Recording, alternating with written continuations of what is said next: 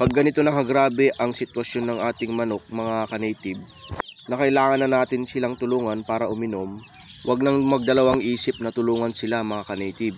Dahil kung hindi natin gagawin yan, sayang naman yung manok natin. Ilang buwan din tayo nagantay para magkaroon ng mga sisiw. Ito lang ang paraan para makasurvive sila mga ka-native. At kung hahayaan natin silang ganyan, mas lumala pa ang mangyayari mga ka-native. Hindi na importante yan kung babae o lalaki ang ating manok, basta masurvive sila mga ka-native. Ang target po natin ay magparami. Ito lang ang gagawin natin mga ka-native. Bigyan natin sila ng oras at atensyon. At para maiwasan din natin ang ganitong sitwasyon ng ating mga manok, ugaliin din natin maglinis ng kulungan at magbigay ng mga bitamina at tamang pagkain at tamang inumin. Dahil ito lang ang paraan para maiwasan natin ang pagkakasakit ng ating mga manok. O sige mga ka-native, gawin mo na para hindi sayang yung ating mga manok at hindi rin sayang yung ating puhunan at pagod natin na nag-aalaga.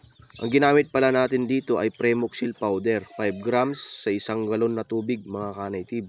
Pag po prevention, 3 days po ang pagbibigay natin ng Premoxil powder. Pag treatment na po, 5 days to 7 days na po ang pagbibigay natin ng Premoxil powder.